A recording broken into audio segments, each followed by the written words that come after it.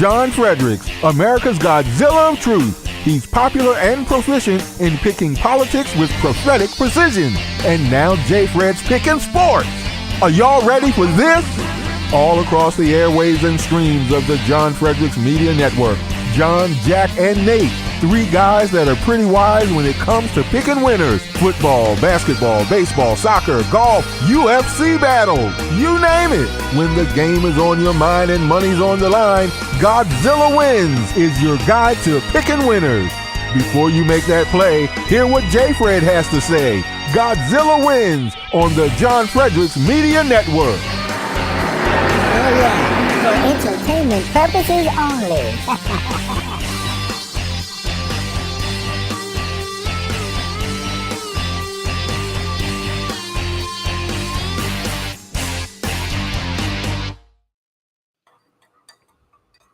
Good morning, everyone, and welcome to another edition of the Godzilla Wins Saturday Picks Show. I'm your host, Jack Fredericks, on March 2nd here, heading into the spring. Hope everybody's weather is warming up a little bit out there. We got an absolutely packed show for you today, talking all sorts of sports. First hour, all sorts of interesting things. We got the court storm and stuff, LeBron James complaining about his son. We got some hockey talk, other topics we're going to talk about as well. Then don't change that dial at the top of the hour because we're doing all college basketball. We're going to fire off a ton of picks as the college basketball season heats up and we get closer and closer to first, the conference tournaments, which are incredibly fun, and second, March Madness, which we are only a few weeks away from that first beautiful Thursday. So we'll be talking a ton of college basketball today and for the rest of March and into April as well. We're all locked into that. Hey, listen, if you love sports, you love entertainment, you want to combine the two, go to GodzillaWins.com. GodzillaWins.com, you can find all of your sports analysis, previews, and predictions. And I got a great lineup of guests today, all from the Godzilla Wins writers universe. Dan Angel joining us, senior writer and editor for GodzillaWins.com. Mitch Rogers, who is following both the Penguins right now as they head on to the NHL trade deadline. Maybe they make a move, as well as Big 12 college basketball. And later we'll be joined by Trent Connor, who contributes both college basketball and UFC, does a great job, has been with us for a long time. So we'll see Trent in about an hour. We'll also see my father, the Godzilla's Truth, John Fredericks, at some point. He's going to bust in, probably talk about whatever he wants to talk about for 25 minutes and then leave. But that's why we love him so much. Just a reminder, the Godzilla Wins sports universe and all its subsidiaries are for entertainment purposes only. If you got a gambling problem, please call 1-800-GAMBLER, 1-800-426-2537 in Colorado, Illinois, Indiana, Louisiana, Maryland, Michigan, Nebraska, Ohio, Pennsylvania, Tennessee, West Virginia, and Wyoming. 800-327-5050. Visit gamblinghelpline-ma.org in Massachusetts. Call 877-G-HOPE-NY or text HOPE-NY to 467-369 in New York. Call 1-800-NEXT-STEP in Arizona, 1-800-522-4700 Kansas, New Hampshire, 888-789-7777 or visit ccpg.org in Connecticut. 1-800-BETS-OFF in Iowa or visit opgr.org in Oregon. I have read that so many times that I swear if I was in Oregon and somebody was just like, how do I get help? I've got a gambling problem. I would just be like, go to opgr.org, baby. I wouldn't even have to look it up. If you're in Arizona, 1-800-NEXT-STEP. I just know it. HOPE-NY. It's like locked into my brain, as I'm sure it is to so many people who do this all the time, sometimes for their full-time job, unlike me, who is basically a charlatan. So Dan and Mitch, I am happy to have you on the show today. Excited to talk about some of these sports topics because we are in sort of that nebulous space in sports where baseball hasn't started. NHL is about midway through the season. NBA is about midway through the season, which we don't right now have kind of the apparatus to talk about it.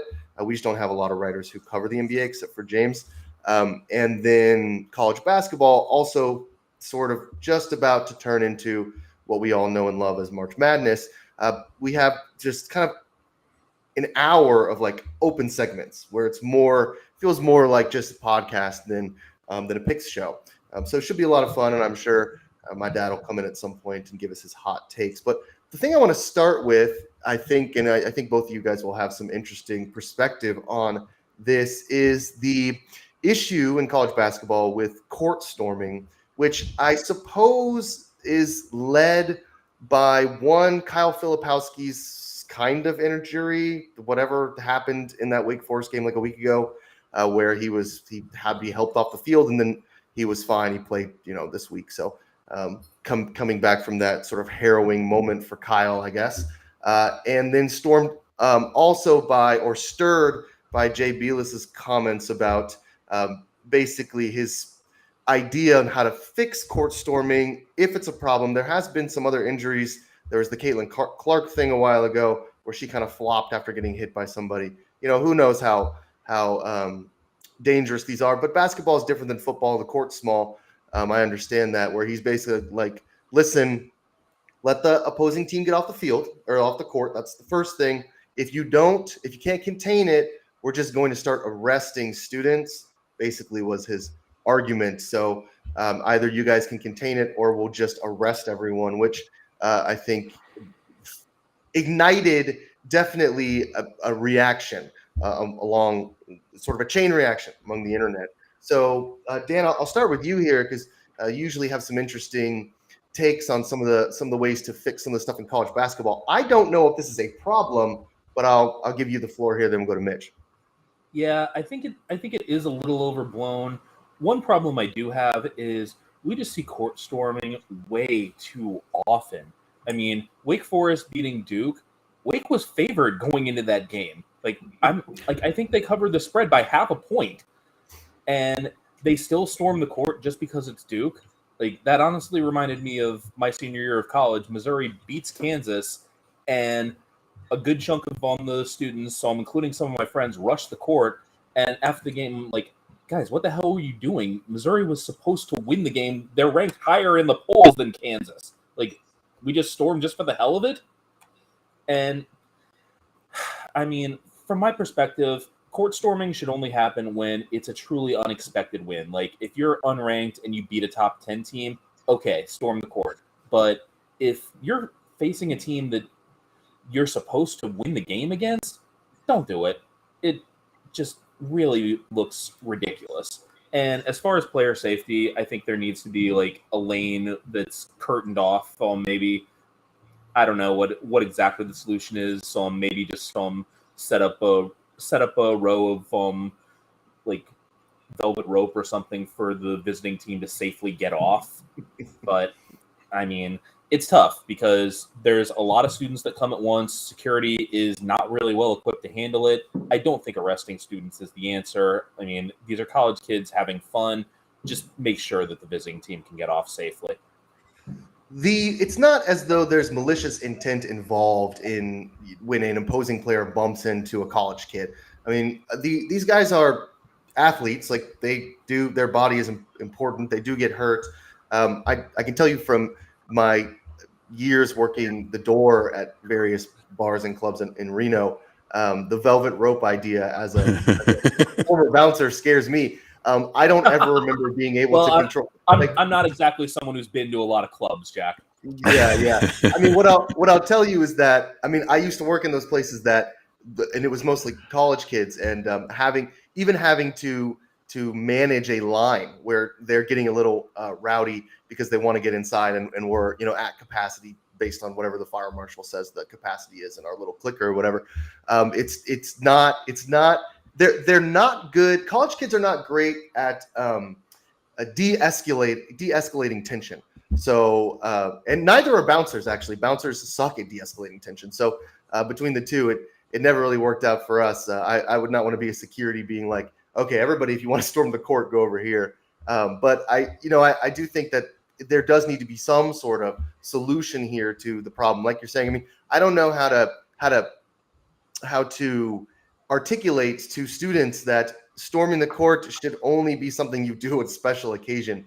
I think to me, it just seems like now it's just an excuse to get on the court, which is just cool for 19-year-olds to just be standing on the hardwood. Same thing with a football field, which is funny because a lot of these places you can kind of get access to if you're a college student, and one Right. person. You can get on the court at some point. It's not like these things are, easily. Just just go play pickup basketball or play in a league or something. But I love that we're in a you're right, we're in the doldrums where we're analyzing student athletes' injuries while they're getting stormed, like if they flopped during the court storming, like Filipowski and with Caitlin. I agree with Dan. It's not a special occasion anymore. It's always supposed to be against the rules. So you keep it against the rules, and if you do it, there should be some punishment, I guess, maybe a fine or something, but not throw them all in jail. But it used to be special. Like, you'd had an unranked Wake Forest beat Duke in the 90s, and then everyone storms the court. That was cool. I was at WVU. We beat UConn with Richard Hamilton. We stormed the court, because we sucked for a couple years, and we were hammered. I mean, it's Morgantown. So right. And that's the problem, though. I mean, it gets dangerous. But that's the point of it. It's supposed to be so rare that you let it go every once in a while. But when two ranked teams and a team that's ranked 19th storms the court because they beat the 4th ranked team, it's just ridiculous. But I don't know what you do about it. I mean, I don't even think you need extra security. You just need to enforce the rules. Just say, hey, there's going to be fines here and there, and then just say don't do it unless it's meaningful. Unless you beat Houston or something, the number 1 ranked team, or if you're Mississippi Valley State and you win a game. Yeah, exactly. Yeah, They won the game and they stormed the court, all like 30 of their fans. Yeah. Now that I was thinking about that because I saw that clip. That was kind of the electric call of the Mississippi Valley announcers when they won their first game. They were like 0-27, and it's a fun video. I live very close to MVSU. I mean, it's a school that a lot of my colleagues went to with a really proud history, especially in football. I mean, I know, like I work with people who played at MVSU in football and stuff. So, I mean, I'm talking right down the road. It's a small town, but when you have only 30 students, storming the court is not as big of an issue. So that was kind of fun to watch because they just kind of got on the court, and then they were like, all right, like they were like shaking the hands, like, oh, okay, like good job, like guys, like we're so happy for you. They finally won a game. So that's part of college. Like, I don't want that to go away. And I understand. I mean, and Jay Billis is a blowhard sometimes, but I completely understand because if somebody dies, I mean, if someone gets serious hurt and dies on the court, I mean, then you're going to be looking at Jay and go, oh, okay, that's not that extreme. We don't want any, and it is. I mean, it is a crazy experience. If you've ever been in the middle of it, it is. If you got trampled on, I mean, that would be scary. So, I mean, I can completely understand. I mean, we did it we stormed at FedEx on their last game against Dallas, and that was like 20,000 people on that field. I mean, it was kind of crazy. So. As you can see, I like the storm. I like the storm field. Yeah, you're pro storm. Yeah. Well, I mean, you're right. Like being in that situation, like it's tough to avoid getting trampled. That game between Missouri and Kansas, I literally went up to the concourse in the final minute because I just had a feeling, if Missouri wins this game, they're gonna storm, and I don't want any part of this because I'm ambivalent toward Missouri at that point anyway. But B, it's like I do not want to storm a court where Missouri was favored to win the game. So I made sure to just get out of the way because I knew that I wasn't gonna survive trying to fight against getting trampled on. Yeah, and I know, having gone to Ole Miss, I know I would have been part of football like games where the field would have been stormed. Although I really don't remember because the most famous example at Ole Miss was when they beat Alabama for the first time in the Hugh Freeze era, and they carted off the field goal post to the square. Was that Manziel? Was that? No, that was that would have been Texas A&M. Ole Miss, that would have been sorry.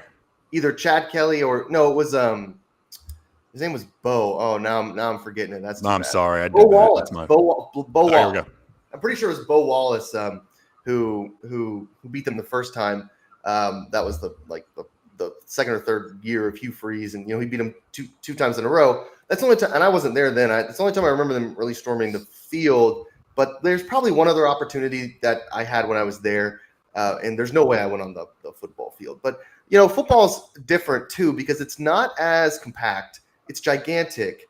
The players are wearing pads, so like you're never going to shoulder check like a linebacker and hurt him, unless you're also a linebacker. But even then, you probably won't. I mean, they get hit for a living, and they're wearing a bunch of padding. It's just different when it's, you know, and these guys who are big, I mean, they're just fragile. Like if you're 6'8", it's just so easy to turn an ankle, and it takes forever for you to come back. So, like, I understand player safety. That's important. But yeah, I mean, you know, Jay Belis, like that's what he does, right? He gets on a microphone and he just says like crazy stuff, and he sounds so old. Like that take just sounded so old. Just arrest them all. Like, come on, man. Like, I mean, you know, like that's like not a solution. You're talking about a guy who played in college before I was even born. Right. Yeah. So, you know, but yeah. So, you know, we'll see. I'm sure we're going to see a lot of it. I think the biggest thing is I think we've sort of shifted to, like y'all are saying, we're just storming the court for everything, which is just kind of, I don't know, dilutes the fun of it if you're just doing it all the time. But that's been happening for a couple of years. I think if it were me, I would probably posit that one of the reasons people storm the court more now, other than they just know that they can get away with it, so it's fun, is that they serve alcohol at most stadiums now, which is way different than I think probably all three of us when we were in school. You know, if you were of legal drinking age and you wanted to drink, you had to do it before the game. And by the end, you were, at least in my experience, exhausted, basically ready for a nap. So there was no storm in the court after a game if you've spent the entire time sobering up. A little bit different than in Morgantown in the Coliseum. They served 1 liter Coca-Colas, and we figured that out. So we bought all the 1 liter Coca-Cola bottles from Kroger's, and we went half bourbon mix, and we were fueled up when we went down and rushed against UConn. See, now that was a mess. I'd like to know what the gate security was like, because the last time I went to an Ole Miss game, they confiscated a box of Cheez-Its that somebody had. So we definitely were getting in with 1 liter Coca-Cola bottles. We had to just pound this box of Cheez-Its while the security guy was like, "This is contraband." We're like, "Dude, come on, it's Cheez-Its, man. Like, it's gonna be all right." But we ate them and threw them away. So we'll get to that topic later in the show. Yeah, for real. You know, listen, if you are interested in Cheez-Its, I might recommend that you check out Healthy Cell instead, because healthycell.com is going to give you everything you need to live a healthy and better life. Now, usually my father is on here to talk about REM sleep, but I'll talk about it today because it really is truly one of their most incredible products. When you're talking about trying to get enough sleep, a deep sleep, a lot of us, I think, as we all know, we're up early in the morning. It's very difficult to get up at 5:30, 6 a.m. It can be very hard, or in Dan's case, 3 a.m. And what you need at some point is you need that third REM sleep. Like, you have to get into the third REM sleep in order to really start to dream and start to get enough rest where you can feel refreshed and invigorated for the day. And that is so possible with Healthy Cell's REM sleep. So what you can do is you go to healthycell.com. That's healthycell.com. Put in the promo code Godzilla, up to 20% off on these products. And I do not miss a day without REM sleep. That helps me get what I need to recharge. That way I can get up at 5 a.m. and face the day and go to the school where I teach at. Which, if you've ever been a teacher, you know sleep is basically the most important resource you have if you're ever going to communicate with 150 kids 5 days a week. It is important that you get enough sleep, and REM sleep helps me do that. HealthyCell.com, promo code Godzilla, up to 20% off. Okay, I got another kind of ridiculous topic here for us to talk about. LeBron James in the news, as always, part of the cultural zeitgeist. LeBron, he has tweeted this week about his son basically complaining when a mock draft came out that Bronny James was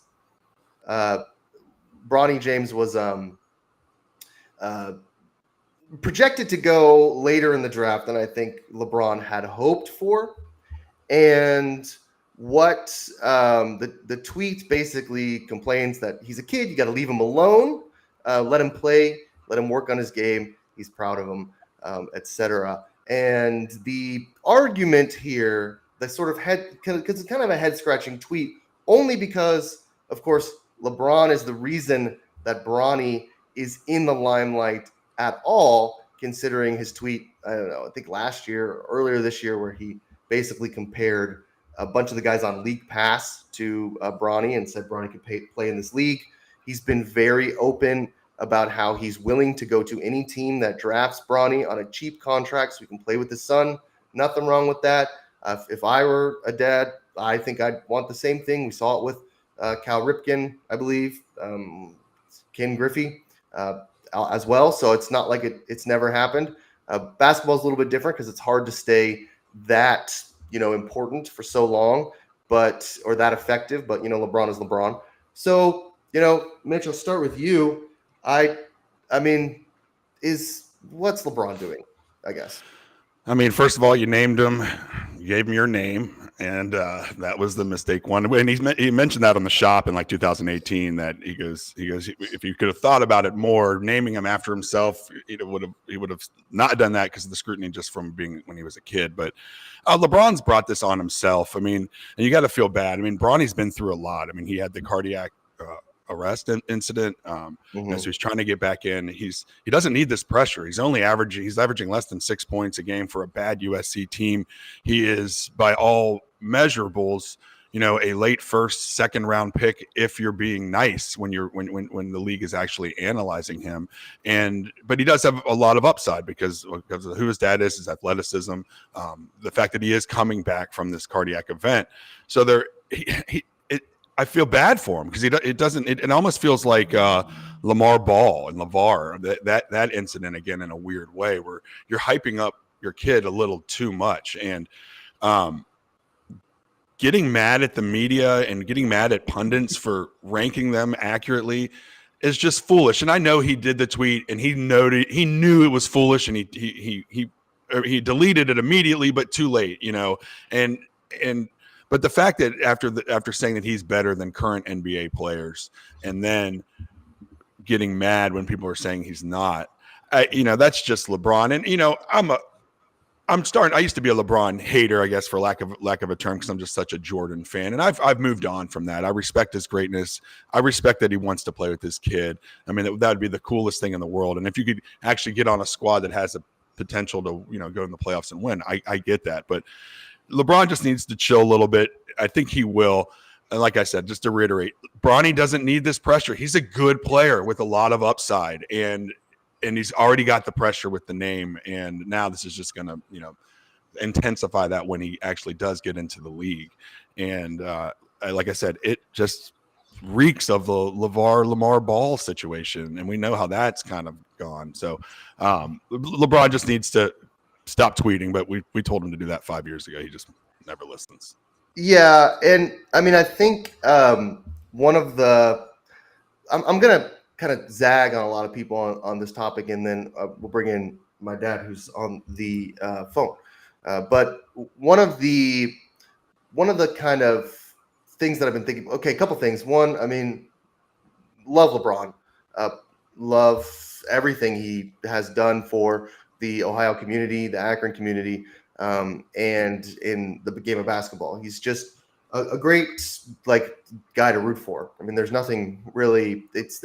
I mean, I think a lot of people were haters at first, of course, because of just how great he is. But I mean, just a stand-up man, a great father, and all that he's done in Akron for children and in education is something that I've just been inspired by for many years, and am happy about. I think, and this is why I want to bring my father in here, John, who his big part of his identity is his fatherhood, I guess. It is. I don't have a problem with this. I mean, it's delusional, right? Like, it's ridiculous. Like Bronny's averaging 5 points a game. He should not be a top 10 pick. Not right now, anyway. He might be successful in the NBA. He might not. but this guy's a dad, and like this is what dads do. Like they are delusional about their children. Like that's supposed to be your biggest supporters are your two parents. I mean, if you've ever played sports when you were a kid, everybody knows that moment when you didn't get any playing time and the team lost, and the dad or mom is like, had the coach put you in, I think you guys would have had a shot. And you're like, man, that's not even remotely true. I suck. So like that to me, I don't have a problem with any of this. I know it's like ridiculous and foolish, and he's such an important person in culture and in sports that to send something out like that will sort of send shockwaves. But this is, I mean, to at one hand say he's better than all these people on League Pass, and then another hand to get mad when he's not projected to go as high as LeBron would have hoped. I think that's totally fine as a dad. I mean, I actually kind of like this more for him not having to workshop every tweet about his son. LeVar Ball, yeah, that guy was nuts, but his son's pretty good NBA player. Like he's pretty effective. So, Bronny might be good, might not, but I do think as a father, for LeBron, I think I kind of like this even more. Just that I like the delusional aspect of it. But we'll bring in John, who's on location doing something else to talk about this topic. I figured he might have some thoughts. I love that you're bringing on your dad. Well, you couldn't have said anything else if your dad about to come on. I mean, what else were you going to say? Right? Yeah, absolutely. Let's see what he has to say. Well, listen, I'm joining by phone today because I'm going to an event here somewhere outside of Pittsburgh. Unfortunately, I'm running for RNC delegate to the convention, and in Pennsylvania, you actually have to get signatures, get on the ballot, run a primary campaign, no identification with the candidates. I've been endorsed by President Trump, but it doesn't matter if you don't go out and get the vote. So that's what I'm doing today. First of all, great analysis, guys. I just want to tell you, sitting here driving to my event, listening to the show, I'm thinking to myself, this is more fun listening to than when I'm actually on it, because you guys are really good. And I've been telling you for some time, you got the hottest thing on the air. So I really enjoyed all of your analysis. And one thing I'm going to say about LeBron, the best part of his tweet is when he said, let him be a kid and go to college. But the problem is you did the other tweets that really, took that piece away. But I get where he's coming from as far as parents being delusional. I can tell you that I'm not delusional about Jack and his accomplishments, because everything I thought he would do, he's doing. So I'm not delusional about you at all. But I am your biggest supporter. And I do have to say, as a father, guys, I love my son. And today is his birthday. He's 34 years old. So I get to call in on his show and wish my oldest son, who is one of the greatest people I know, a happy birthday. And, of course, he's such a big guy now. He was a bouncer. You guys were talking about that. He's just a big man and works out. His shoulders are big, and he's 6-something. And when he came out, when he was born, we always tell him this story. He was the tiniest, so he was 5 pounds, and he fit in my hand. His little head fit in my hand, and I'm like, wow, he's tiny. Hope he's going to get big. And now he's, he is who he is. But Jack, you guys are doing an excellent job. And look, I mean, LeBron's a dad, and like you said, I mean, I identify myself as a father. That's the biggest part of my life. And so I kind of get where he's coming from, but the pressure on the kid is intense when LeBron James is your father and he's tweeting out how great you are. I mean, that becomes very, very intense for the young man. And I think LeBron has learned this. I think he's going to back off a little bit. And like you said, let him enjoy his college ball. I mean, that's part of the experience. He was playing college ball and enjoying it. If you put this immense pressure on him, you kind of rob him of that, if that makes sense. So I think Daddy James should back off a little bit here, take his own advice, let his son have some fun in college and do what he does and grow. And, we'll see what happens, as they say. But you guys are doing an excellent job. Thank you. Yeah, appreciate it. Thanks for the birthday shout out. Yeah. Happy birthday. Yeah. Thanks. I know, right? Yeah. What a time to be alive here. There we go. Oh, there we go. Thanks. Michael Coleman in the captain's seat here with the little happy birthday, Jack. Great. Yeah. So it's your Bo Jackson birthday, old 34. All right. I like it. Yeah. Yeah, Young buck. past the Well, age. that's the thing is, you guys, as you guys will know in the future with your own families, time goes by, and you look up one day and your oldest son is 34 years old, and it's like, oh my God, where did those 34 years go? So but look, fatherhood is, I enjoy every single moment of it with all my children. I'm very blessed to just have 3 great kids, and Jack being one of them. And your oldest son is always different. You have a very different relationship. The oldest son, they always get the short end of the stick. They always have the highest expectations. And then as a parent, you go down the line and you start to learn how to be a better parent. And the first child is always the guinea pig of that. So the mistakes you make is always with them. So that's kind of That's inspiring. Thanks. I know. Great. Glad to know the guinea pig. Great stuff. Listen, don't go anywhere, Dad, because I want to get you in on this segment too, because this is basically your segment. I don't know anything about this. I didn't look it up. I don't even know if it's true. So I'll just set you up, and you can go, and then we'll go to Dan and Mitch on the idea as well. So I guess the Phillies have banned Hot Dog Day because the fans have been throwing them at opposing players. Go ahead and tell us what's going on with the Phillies. This is really the untold sports story of the week that kind of went under the radar screen, except me. I was talking about it on TV and radio yesterday. So the Philadelphia Phillies, and thanks to you, Dan Angel, I'm going to get the ballpark right, Citizens Bank Park. So There you go. It's not the vet. It's not the vet, Dan. It's Citizens Bank Park. So Yes, I know. Philly fans, right? Well, they're very intense, right? And we get that. So one of their biggest promotions they have is $1 hot dog night. And, the reason they do it is because, look, if you got 3 or 4 kids, it's very expensive to now go to a baseball game. The tickets, the parking, hot dogs are like $8, $10. A Coke is $9. A lot of people don't have $300 to take 3 kids to a game or 4. So they have this $1 hot dog night. They have 2 of these promotions annually. This are great promotions, 2 of the best they've ever had. So this year, the Philadelphia Phillies organization has to cancel $1 hot dog days. Now you say, well, they're canceling because of inflation and there's, they lose too much money, which they do, but they're not canceling it because of that.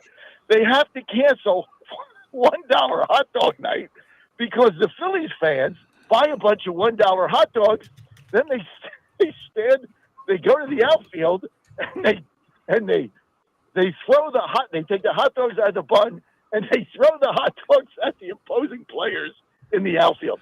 They can't do it in the infield because they can't get it over the net. So they go to the outfield and they throw hot dogs at the opposing outfield players and yell names at them. And then between innings, they have to go out and clean up the hot dogs. Now, if you get hit by a hot dog, you're basically not going to get hurt. I mean, it's a hot dog. But it's absolutely hilarious that only in Philadelphia would the Phillies fans turn $1 hot dog night into tossing them like missiles at the opposing outfielders. And Kyle Tucker, the Astro, said, yeah, I used to stand there and catch them in my glove and throw them back. So that's kind of where the Phillies are, right? You got to cancel hot dog night only in Philadelphia. Remember, it was the Eagles fans, right, Mitch, that threw snowballs at Santa Claus.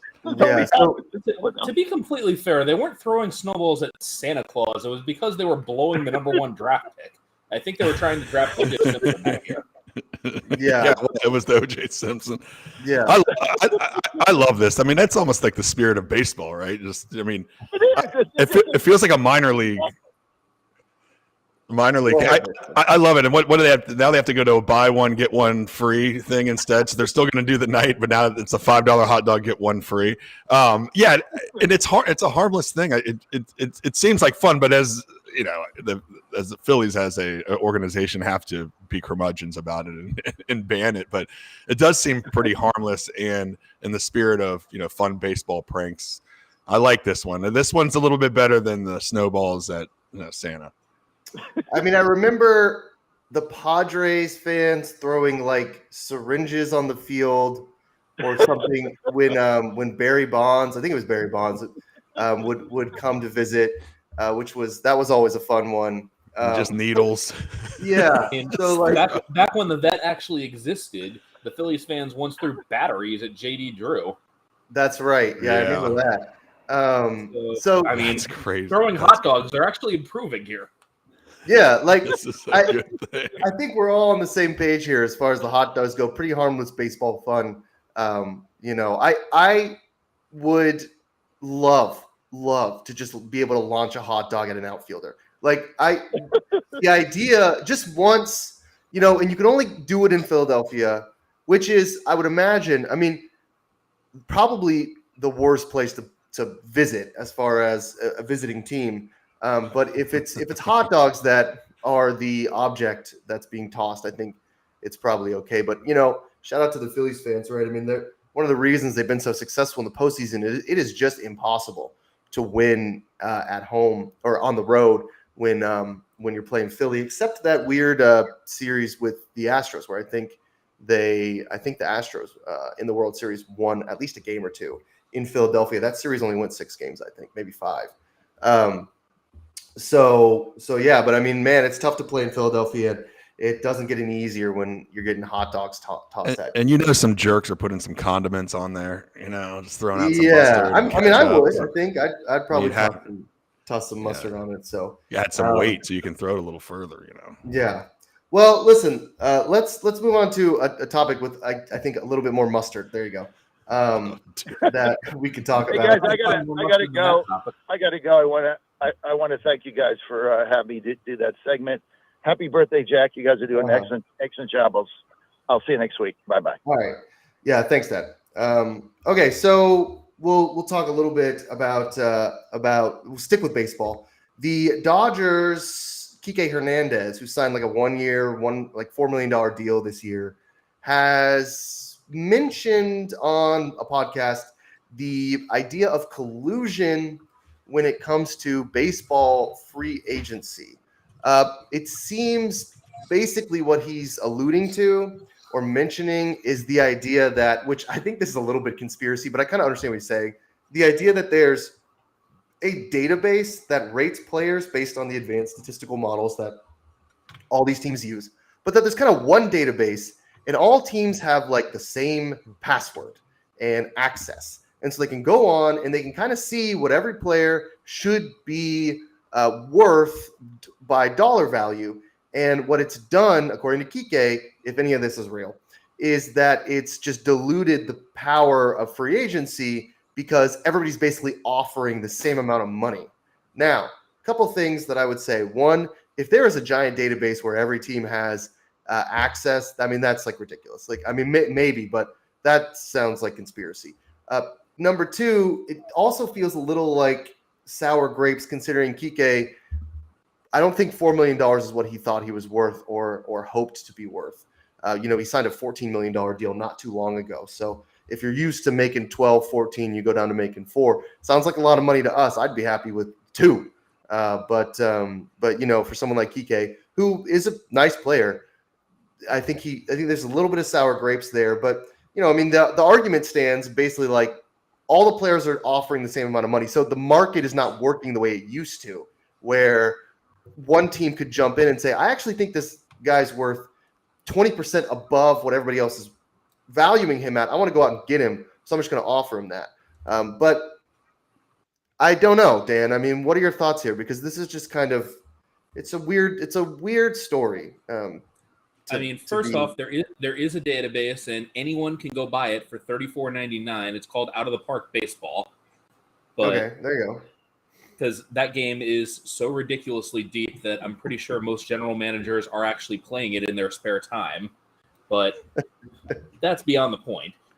I do think this is ridiculous. I mean, the real issue is that you've had teams like the Astros and the Orioles successfully execute the strategy of not trying to win for a couple years and then going all out when your window is open. So there are no longer 30 teams competing for players. There's like 10, and that's going to naturally suppress the market. Because when you have some teams that know, okay, we have no chance of winning anything worthwhile this year, so we're just going to go for that draft pick and try and build for the next 2 seasons. they're not going to be playing in the free agent market for guys that can help them win now. They're going to be playing for long-term guys and guys that can help them win down the road. So I think that's what's happened here, not any kind of collusion. Which is just another expression of the free market. I mean, like baseball is funny because there is no salary cap, so their free agency expresses itself a lot like the political economy in the globalized world, basically, not just America, but in general. So it can often look a lot like what just the economy looks like in America. And so your argument is basically an economic one, which is basically like there's just not as much demand. There's no, like, if the Royals know they're going to suck, they're not going to go out and get Kike Hernandez for $8 million when they can just suck, which is kind of the point. Now, after the Braves and the Astros did that for such a long time and have both been successful doing it, they're not the only two teams that have followed that formula. But the Orioles are doing it now. Yeah, the Orioles are doing it. So those are probably the three most successful teams that have done it. Very hard to sustain the amount of success. Like one of the interesting things about that argument, and maybe we can take this in a different direction in a minute, because I've always been fascinated by this. Like, it's not enough to just suck. You then have to sustain the success after you suck. And for the Braves and the Astros, that's been really well done. The Rays have been sustaining success forever. The Cardinals used to be kind of the bastion of the like sustained success, right? Like, how do you just continue to be good all the time, regardless of if you sucked or not? So that's a different type of management than just bombing to collect as many draft picks as possible and produce as many great players as possible. How do you continue to replenish the farm system? You know, the Yankees had difficulty with that a couple years ago, but their farm system is stacked. You know, we've seen the Mets that have basically nobody, so they haven't sucked enough, I guess. But Mitch, back to the kind of collusion thing, like, is this just nonsense, or is there some sort of merit to Kike's argument that maybe teams are, if not talking to each other, they see one number, they stick with it in order to disempower players in the free agent market? I mean, I would doubt that there's a database that they're all accessing, but yeah, I mean, they're all running these, same analytical models. And so they have a lot of that stuff. And unfortunately, I mean, this Scott Boras era where all the big time free agents hold out and wait until the end, these middle of the road free agents, suffer sometimes and do get paid a little bit less because they wait till the end. But I mean, I think it's just like that legalized tampering window. I mean, people are going to talk. I mean, so and when at spring training, you got a lot of owners, you got a lot of owners and managers and different people all talking to each other. They're all walking around and they're all friends. So they're going to, like, it's kind of like insider trading happens. Not everybody always gets caught, but I don't think there's some just database where they're all logging in. I mean, that seems preposterous. But I think when it comes to these free agents, the analytics are looked at a lot more. And basically they know what they want to pay based off those analytics. And you're right, half the league is running the same model. And you brought up the good teams, like, the smaller market teams that are running it. And I think that you're just running into that. But yeah, there's probably some sort of collusion, but the old fashioned collusion, like, mouth to mouth, a text message here or there, not a database where they're, it's like Moneyball, times 10 or something, and everybody has it. Like, so I think, but again, I bring up the Scott Boras thing because I think that leads, because he only got signed because there was another Dodger that just got traded, right? So I mean, that's the only reason he even got signed. So it's just late in the game. But no, but I think it's just sour grapes. What you guys brought up first. I mean, he wanted $8 to 10 million, and he got half of what he wanted. So he's just throwing it out there. You're right to bring up the Boras stuff. One of the things that I always think about Boras is that he's kind of ruined the art of arbitration, which used to be a tool for both players and owners to, at least for a year, to come together and say, hey, listen, you don't want to test your luck on free agency, but we want to keep you, but we just don't want to, like, name a price and piss you off. So let's go to arbitration and let's find a deal for a year, keep you, and then we'll talk about it next year. That used to be, I mean, players still go into arbitration. I'm not saying like it's completely gone, but the strategy of the player, like, Boras has really developed a situation in baseball where players are much more comfortable just denying arbitration and then holding out forever. And that's true as well. The holdouts, I mean, you see that some pitchers are comfortable holding out until July. I remember Roger Clemens did that one year when he was like in his 40s, and it blew me away. I was like, oh my God, like this guy's just like gonna come in and pitch in like July or June, which made sense for like a 40-year-old pitcher. Like, why not pitch a shorter season? But for some of these guys, they're just okay doing this, waiting until the very last minute. But I mean, the other thing too is like, if you're the Dodgers, how much more money can you spend? Like, how could you spend like $8 million? Like, at some point, somebody has to get less than their worth. Like, I mean, come on, like, so I think it's a combination of things as well. But I do think the kind of the art of arbitration is lost. And you're right about the Boris stuff. Like, he's changed the way that players approach free agency with basically just trying to hold out for as long as possible in order to get as much money as possible and be okay missing some of spring training or all of spring training, be okay with an unstable situation going into April or May, and just waiting for the right deal to come across. If that's going to happen, that's a risk, Dan, because what happens is people might cool off on your value. It doesn't always increase just because you say no a lot. Yeah. I mean, it's kind of like how recruiting works. Like, the player gets an offer, but if somebody else at the same position has an offer and commits first, then school could be like, sorry, we don't need anyone at your position anymore. Yeah. I mean, and they're like, Kike is just, he's a utility guy. He is useful, but he is also getting past his prime. He's been in the league a long time, and he's been part of some really good teams, but he's getting older. And I mean, I think $4 million is probably a fair price for him.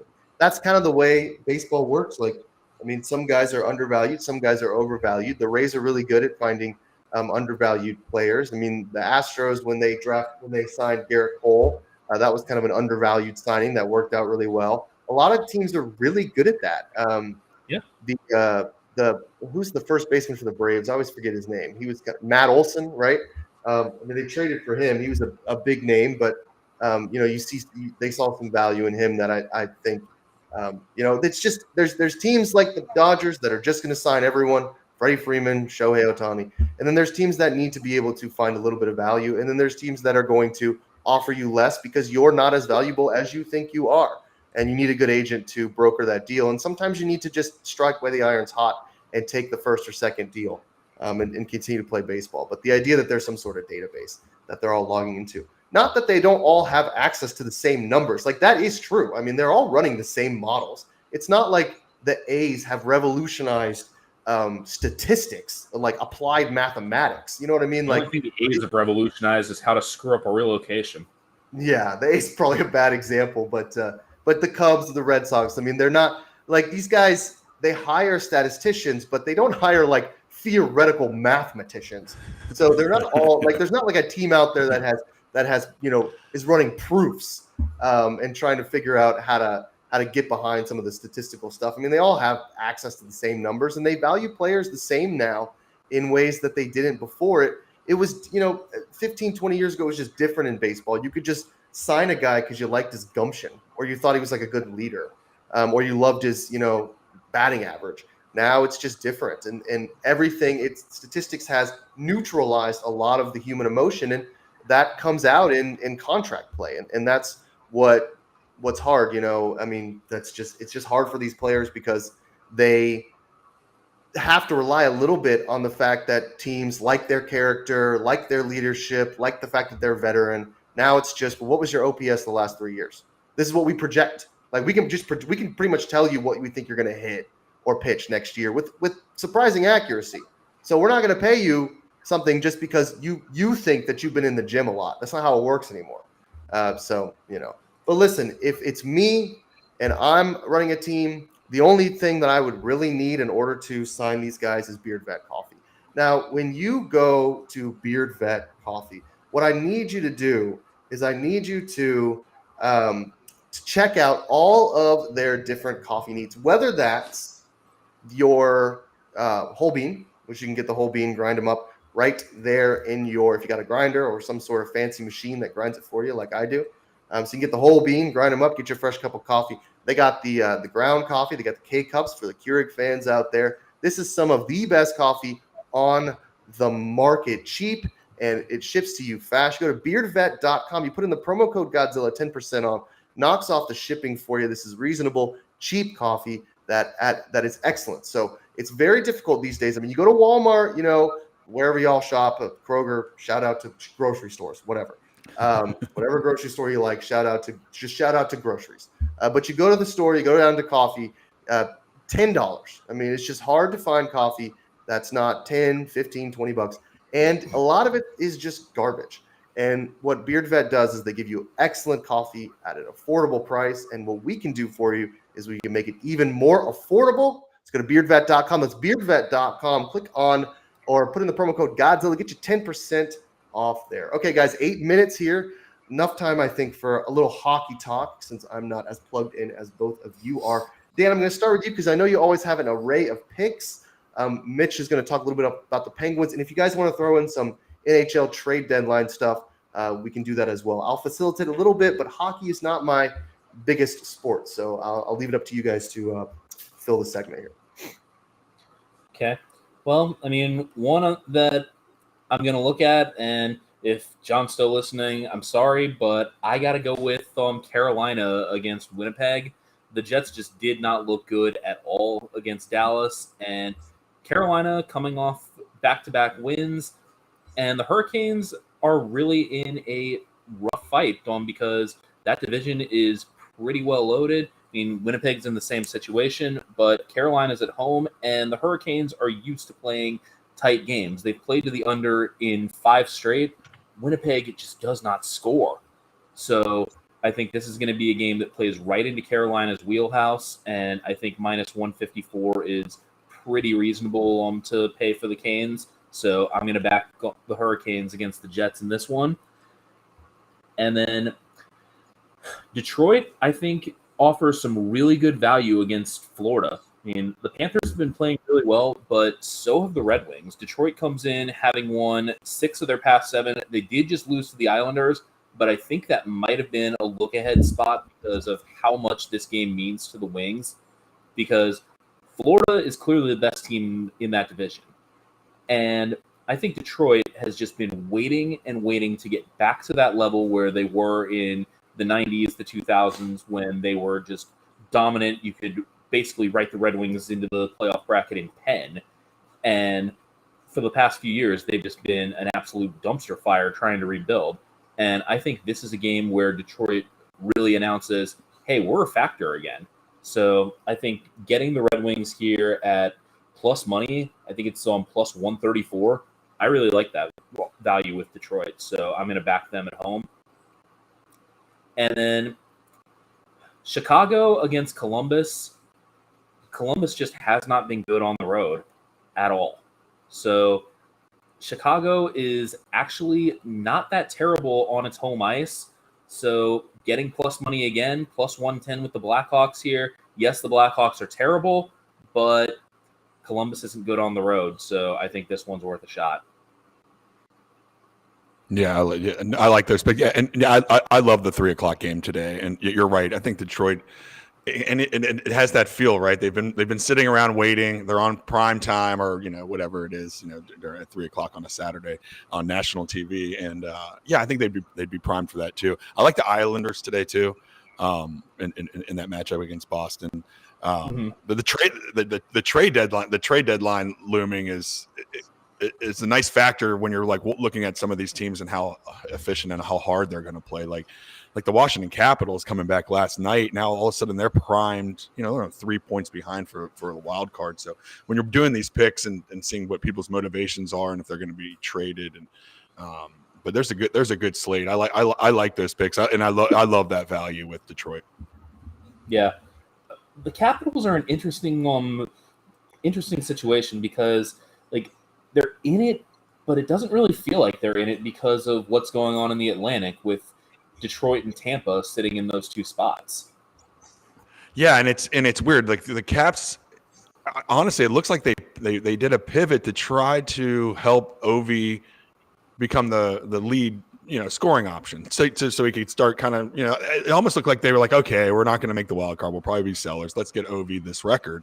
And in that mix, when he had those 8 goals in 8 games, they started winning. And they found a formula, and TJ Oshie may be done for his career, perhaps. I mean, that's, and you're seeing, like, I parallel this team with the Penguins. You're seeing, the superstars kind of age out, and how you win, and build your team without a full rebuild is an interesting scenario, because, with Ovechkin, they're going to keep him around. Of course, they want him to get that record in the Caps uniform. So you have to build around him. That takes some, massaging, and it's very, very interesting. But yeah, it looks like I'm telling you, I thought they were just mailing it in to get him the record, and now all of a sudden they're right in that mix. And to bring up the Penguins, I've been writing a couple articles. And the Penguins, right now are, they won 3 out of the last 4, but just like Dan said, that Atlantic is so tough. Like, I don't even think their way to get in would be the wild card. I think you would have to kind of, finish 3rd in the division to get in there. But there's just so many teams in between them, and the Penguins, except for Crosby, and they're just not good. They really aren't. They're slow. They're not young. Once you get past that first line, Malkin just looks washed. I mean, he just looks slow. You just wait for you're hoping that extra gear kicks in, because he's, former MVP and a Hall of Famer, but it's just been tough. And so, you want to do it for their core, for Malkin and for Fleury and Crosby, but it's just tough to rebuild while you try to keep that core intact. But I mean, Crosby's trying to will him to it. I mean, he is playing outstanding, and his conditioning and the way he's kept his body up is really coming through. So I don't think you get rid of him anytime. You build around him. It's just going to be interesting to see if they become sellers, and which I think they need to be. So in the future, how they finish out the Western Canada swing is really going to decide that. Yeah, it is. I mean, that I was hoping that they could beat the Kraken the other night. That was a closer game than, but they, when they lost that one, that just set them so far back, and especially with the other teams playing so well, it's just going to be tough. But it's going to be interesting for a lot of these teams that are, Tampa. What are they going to do? This next 2 weeks of hockey is one of the most fun of the season. Yeah, absolutely. And one thing that really hurts the Penguins is they don't have any matchups with the Flyers left. So, Well, I mean, not just because the Penguins play well against the Flyers, but I think that's the path for the Flyers, or for the Penguins, the Capitals, even the Devils, is you're not going to get one of those wild card spots, because Detroit and Tampa Bay are probably going to spend the last couple weeks of the season knocking off Montreal, Ottawa, and Buffalo. So you're going to have to catch Philadelphia.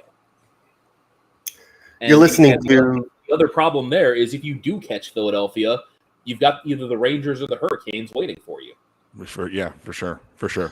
You're listening to the Godzilla Wins Saturday Picks Show, doing a little hockey talk here. Listen, do not turn the dial. We've had a packed show already, all that sports variety. But in the next hour, top of the hour, 9 o'clock Eastern time, we are doing a full slate of college basketball. We're going to bring in Trent Connor as well. I got 3 of my best college basketball writers right here, best at picking the games. And I'll tell you what, I got a little hot last weekend as well. So, I may throw in a couple picks for some of these big games. But we are, if you're a college basketball fan, you can't go anywhere, because we're talking Florida, South Carolina. We're talking Creighton, Marquette, which is a big one I'm pretty pumped for. I threw a Wisconsin game on there, even though I hate them. Gonzaga, St. Mary's, Kansas, Baylor. Big games here. So do not go anywhere. Listen to the Godzilla Wins Saturday Picks Show. Don't change the dial. We will be right back.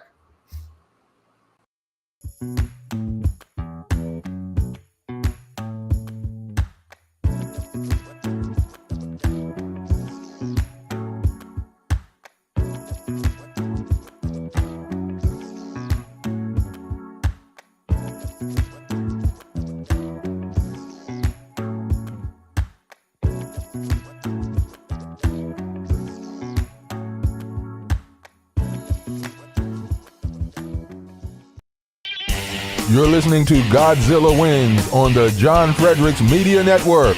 For a deeper dive without the jive, visit the website of winners, GodzillaWins.com. Let's get back to the show with the guys in the know, John, Jack, and Nate. It's Godzilla Wins on the John Fredericks Media Network.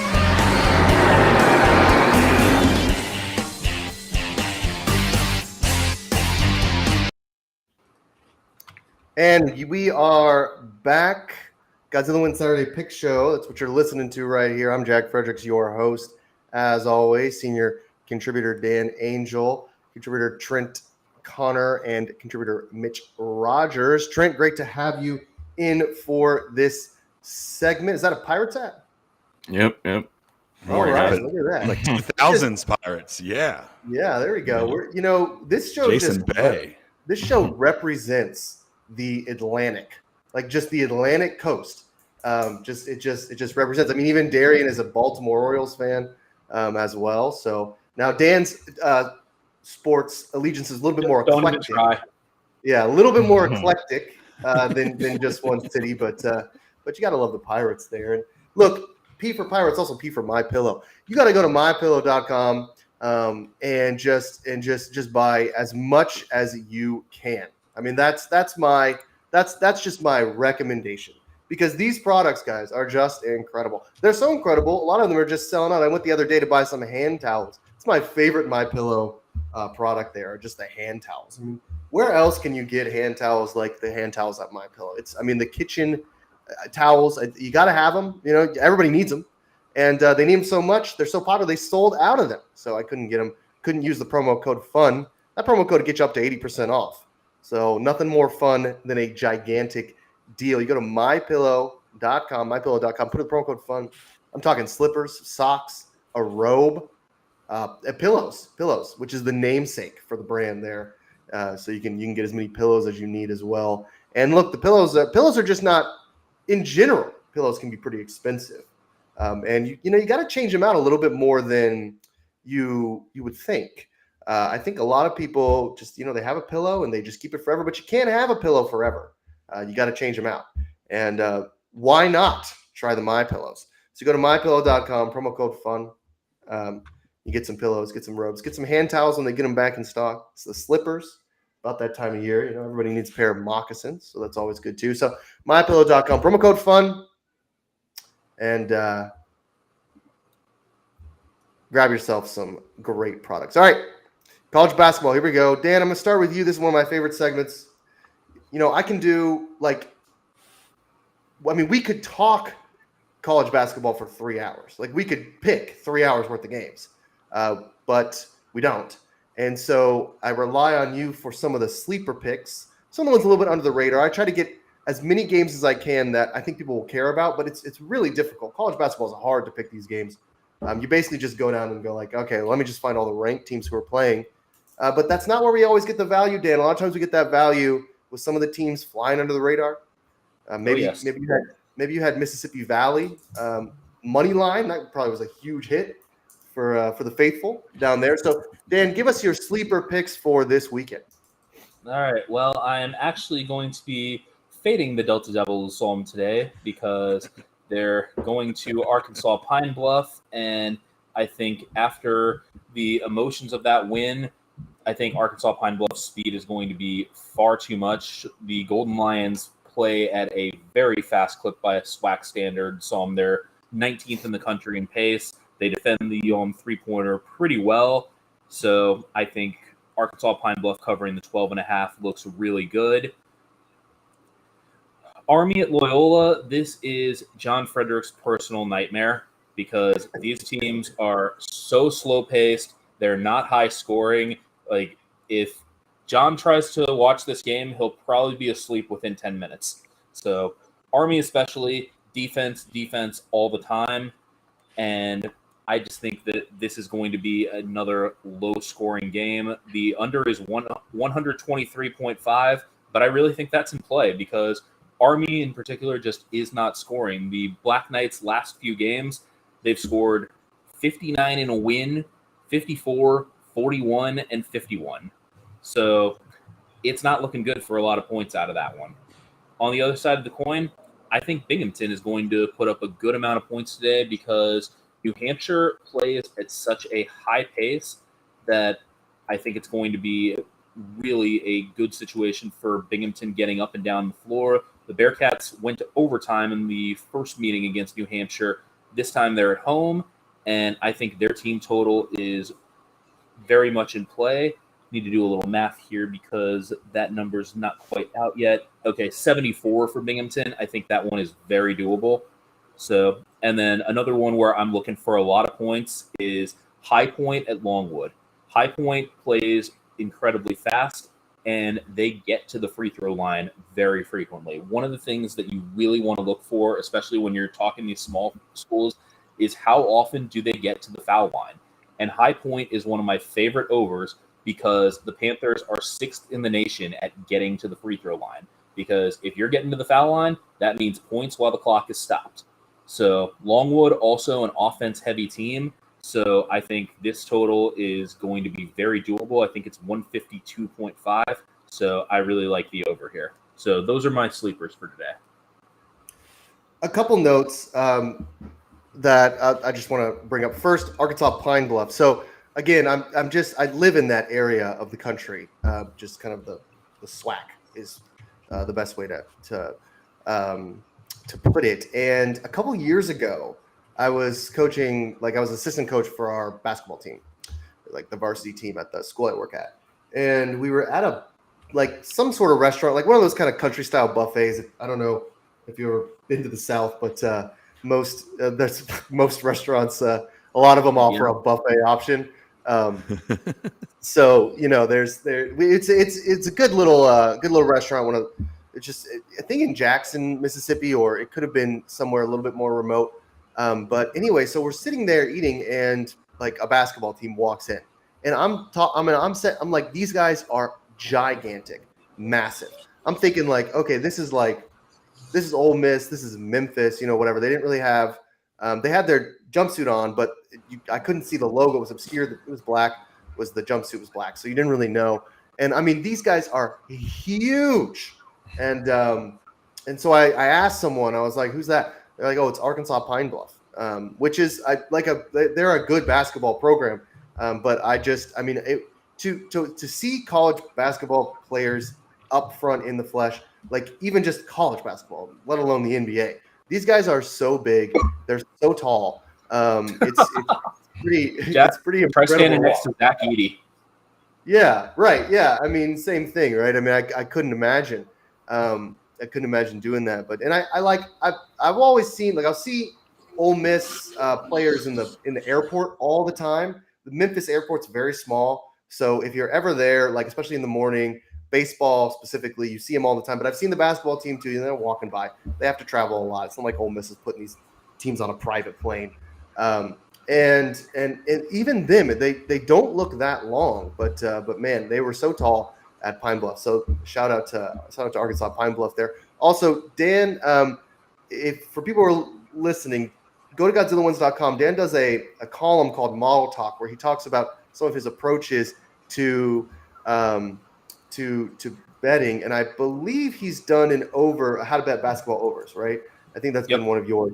That's one that I've shout out, I think, a couple times because he really does a nice job of breaking down some of those angles to look at, especially the free throw angle. Like a lot of people, if you're just listening to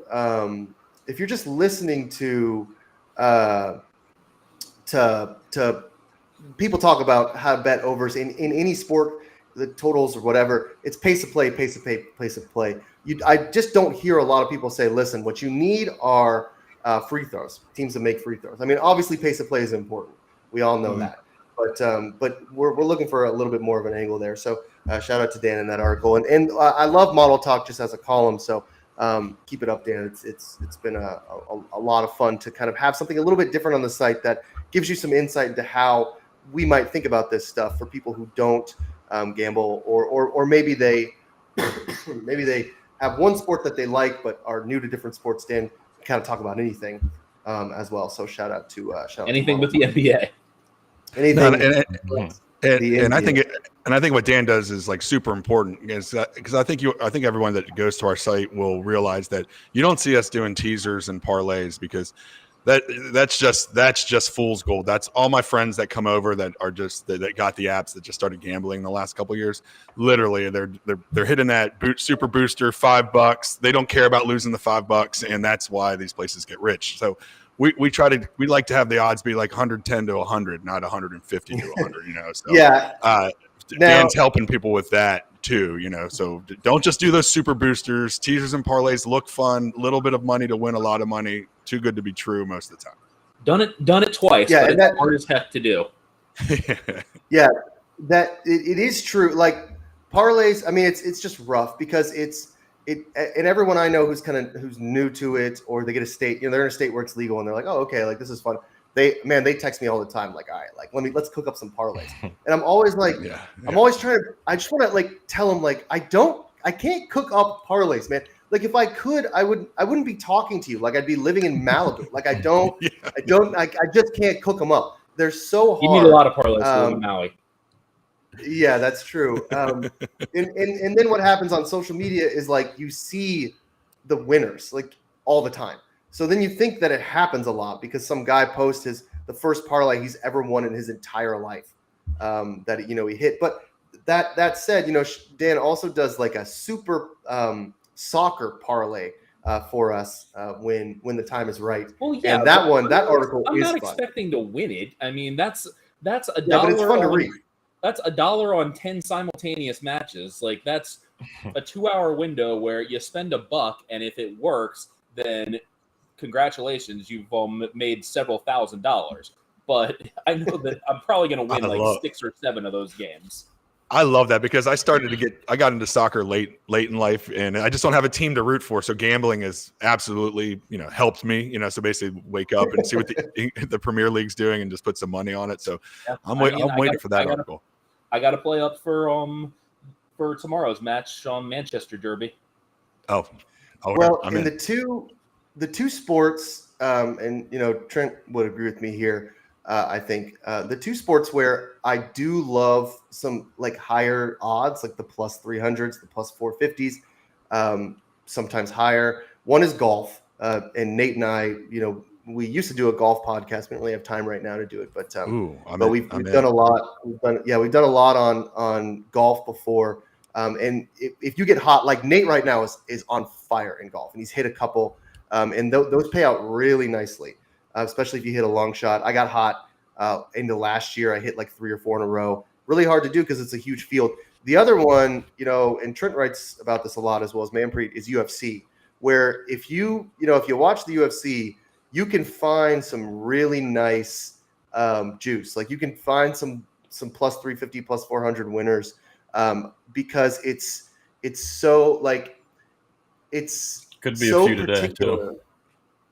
What's that? Oh, you? Could be a few dogs hitting today too. The favorites have been hitting at a large clip over the past couple of weeks, and there's a lot of heavy favorites today. So I'd be targeting the dogs today. And I mean, you can find the dogs, or you can find the favorites and figure out, how they're going to win, which is just it would be a really incredible way to get those odds a little better. But then you can also get cute. I mean, I did that. I had a great the Volk fight, that kind of tournament. I forget what UFC, not Mexico. Was it UFC Mexico? No, it was $2.99, I think, or $2.97. That's right, or 98 or something. The pay-per-view. Yeah, the pay-per-view. I mean, I was on a roll, like just a heater, all because I was in the DK Sportsbook in Arizona. So like I could just kind of go up to the kiosk and do that. And I mean, and then I lost on the Volk fight, so I went home basically with a tab where I thought I was really hot, but I tailed a bunch of yours for that and a bunch of Manpreets, and then the Volk thing was just, and we won't really get into it because it's a couple weeks ago, but I mean, it's kind of surprising. I mean, I don't know how surprising it was, but I mean, he's getting older, but man, I mean, for him to get knocked out in the second round, that was kind of nuts. Yeah, that second Makhachev fight, I think, hurt him a little bit, getting knocked out there. Yeah, I think so. And I mean, I don't know. I mean, we'll see. we'll see. But UFC is like that as well. So hey, listen, let's get into some of the college basketball here. A little behind, but no problem. I do want to talk about Florida, South Carolina. Florida's 24th ranked team in the country. South Carolina, 18th ranked team in the country. So big matchup here. I think we talked about South Carolina last week. They're a 2-point favorite at home. Over under 145. Dan, we'll start with you, then we'll go around the horn. You guys can give your picks, and we'll move on to the next game. I still can't figure out the South Carolina team. I mean, based on the metrics, they shouldn't be a 23-5 squad. I mean, Florida, I think, shuts them down here. I mean, the Gators' defense seems to have the advantage across the board, and Florida usually ends their possession with a good look at the hoop. So I think in this situation, I want the Gators plus the points. Gators plus the points. Mitch, what do you think? I know. I mean, it feels like fool's gold, but they're 13-2 at home, and that's against some good competition. I'm gonna go with this fool's gold team. I'm going to go with the Gamecocks. -2. Yeah, I'm going to roll with the -2. Yeah, and look, we can, just for people who haven't been following along with South Carolina, that the reason we think they're fool's gold is that statistically they just don't really, like, their wins and losses in their statistics don't really add up. So if you're just looking for the advanced statistics, they don't play as well as their record shows. They do play better at home, like Mitch is saying, 13-2. Florida's a pretty good team. So we'll see. This is an SEC game. It can get a little chippy. It should be a good one to watch. So Trent, what do you think here? You got Florida +2 or South Carolina -2? I'm gonna agree with Dan here. I'm gonna take Florida with the dog. I think Walter Clayton's gonna have a big game today. He fouled out with 14 minutes left in their game against Missouri in this past week, and I think he's going to bounce back, have a big game, and I also think Florida is going to rebound the ball well here, like they usually do, which is going to speed up the game, which South Carolina's not going to like. They like to play a slow tempo. Yes, they do. They really do. That's why that over/under is 145. I don't know if anyone wants to take a sniff at that. I kind of like. I'm going to take Florida +2. Just keep sort of fading South Carolina. At some point, if you believe in the statistics and the models here, you just have to wait until the regression to the mean. And sometimes you can be too stubborn and lose a little bit too much. But for the most part, I'm going to continue to sort of just trust the numbers and watch. At some point, South Carolina would be the team to fade. I mean, the way South Carolina is going, like my gut feeling is they're going to be the 5-12 loser. Yeah, and I mean that's kind of where I'm at, right? Like if this is where they're gonna be, then I think fading them the closer you get to the tournament is the best move. This is like one of those things where if they're in the tournament and they're a 5 seed, like a lot of people, if you're not following college basketball as closely, you're just like, oh yeah, South Carolina, whatever, like whoever they're playing. But I was just about to bring that up because I kind of agree with you that this is one of those teams that you should absolutely fade. I think as you get closer to the tournament, regardless of if they win today or not. I don't think that they're going to show enough to like this is a upset waiting to happen in March Madness. So just kind of keep that in mind. All right, let's move on to our next big game here, and we can spend some time on this. This is a big game. It was hard for me to kind of do the schedule because they're all kind of big games, but. Number 7 Kansas traveling to Waco, play Baylor. Talked about Baylor a lot last week because of the Houston game. That was a big game last week. Kansas is a 5.5-point underdog. So higher ranked team. But of course, we all know Kansas much better at home than on the road. Over under 144.5, which Baylor plays slow. So that makes sense. Money line, if you just like Kansas to win the whole thing, +210. That's kind of interesting. Dan, we'll start with you. And like I said, we can take our time with this one. I know we're a little behind, but this is a big game. So Kansas in the Big 12 this year has exactly 0 wins outside of the states of Kansas and Oklahoma. Their 2 road wins have been Oklahoma and Oklahoma State. Other than that, the Jayhawks have gone 0 for the road. So, and they also have a loss in Kansas, in Manhattan to K-State.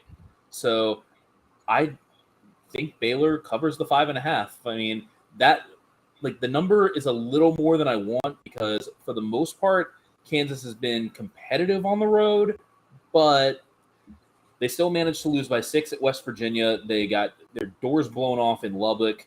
They're coming off a home loss to BYU. I just don't think this is a good spot for Kansas. I think Baylor covers. Yeah, what is so crazy about this team, Mitch, Kansas, is like they beat UConn at home. Like UConn, having seen UConn play, they are just incredible. I know it's early in the season. It is so incredible to watch UConn. They are so good. And they, lost at Kansas.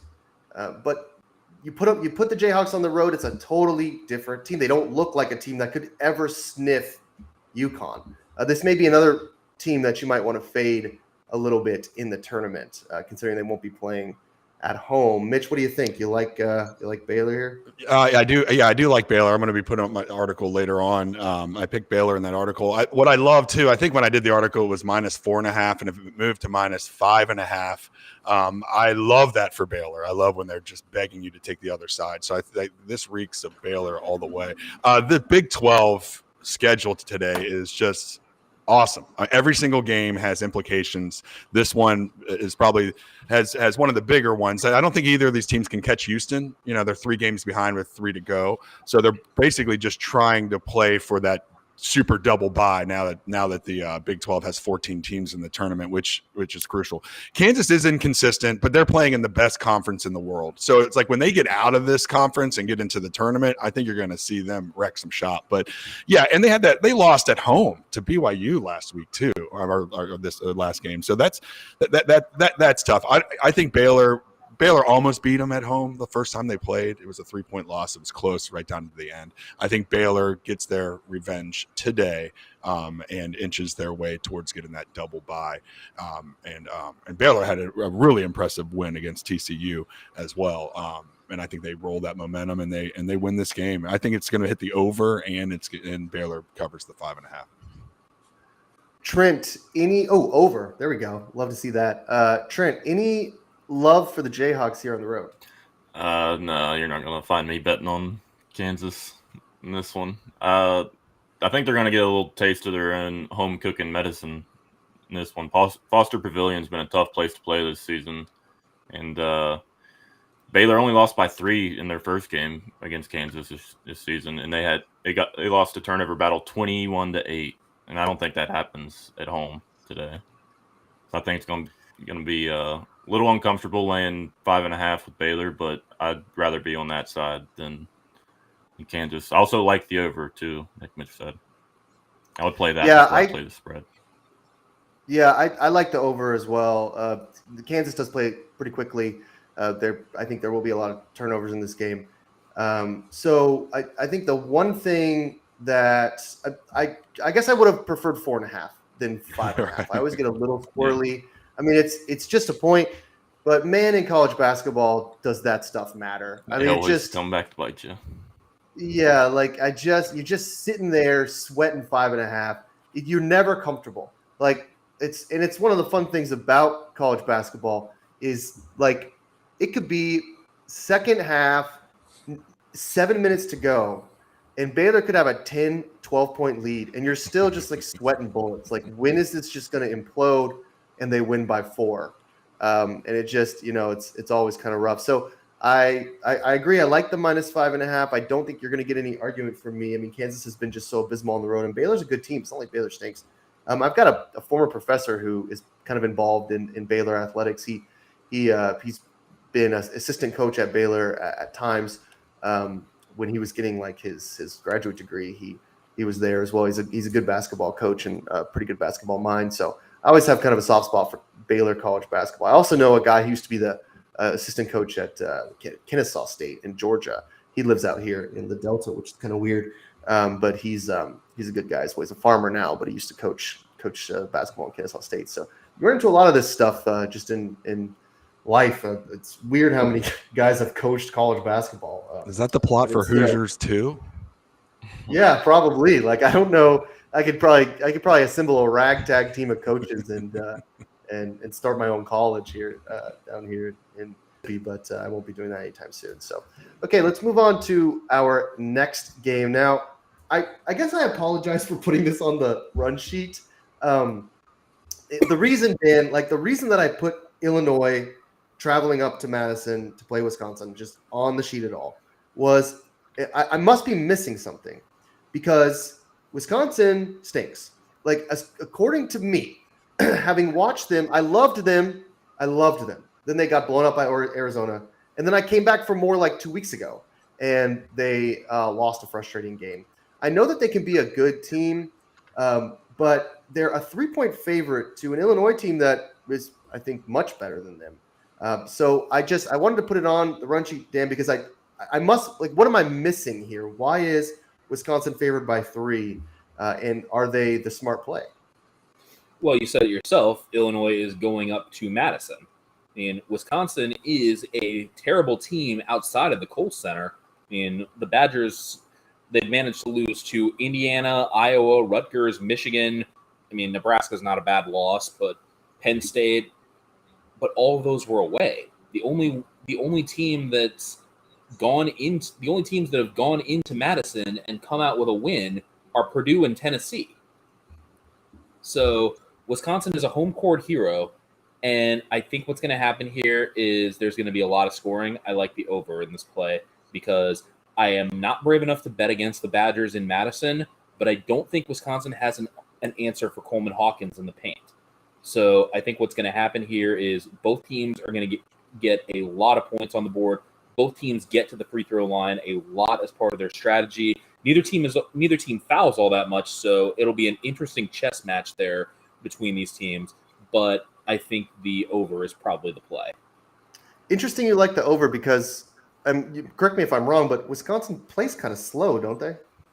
Wisconsin does play slow, but the Badgers' defense has not really been all that effective lately. I mean, They played their last 3 games. I mean, Iowa, you can throw that out because Iowa forces everybody to run, but Maryland plays slow, and that ended up at 144. Indiana, not that great of an offensive team. That ended up at 144. So I just think that Wisconsin can't really stop Illinois all that well. So I think both sides are going to get their points. Mitch, you agree with Dan? Yeah. When I saw you put it on the sheet, I was wondering too. But then when I saw the spread, it's scary. The over is a good play here because Illinois has been averaging close to 90 points a game, in their last 10, but they've also been giving up over 80 points a game, So when you just use that math, even if Wisconsin, slows it down and scores in the 60s, you're still going to hit the upper 60s. You'll still hit that over. But yeah, you're right. It is scary. But the way Dan breaks it down, just the difference with them at home. I mean, obviously that's the reason here. But yeah, I don't want to touch the spread on this. I'm just going to piggyback off of our best handicapper in college, or best handicapper I know. And that's Dan. I'm going to ride that over. You got to meet more people. Yeah. Yeah, that's probably true. Get out a little bit more, Mitch. Although look, Dan's extremely thorough. I just stay in this basement with my rad poster and my Rod Woodson. Yeah. Yeah, that's the way to go. Look, I don't get out either. So Dan's the best handicapper I know as well. It's certainly not my dad. So a lot of pressure, Dan. Me and your dad, I think, are just heart and gut feel. not much analytics. Yeah, that's all he has is his gut. He doesn't have anything else, and he's got a lot of it. So he's certainly a feel guy. Definitely interested in what his intuition can tell him, not exactly what statistics can tell him. We'll just put it that way. Okay, Trent. Illinois at Wisconsin. You want to nibble at the spread here?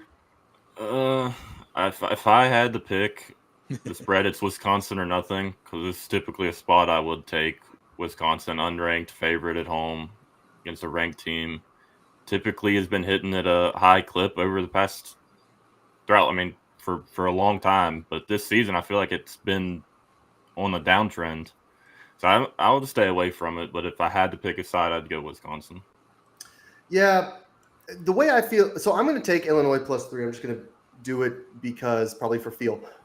Mostly, I've watched Wisconsin play a lot of basketball this year, and I just don't like watching them play. They just aren't that good, and they miss so many shots. They miss so many free throws. Like the statistics, I don't know what they say as far as that, but I've watched them play, and it's just frustrating.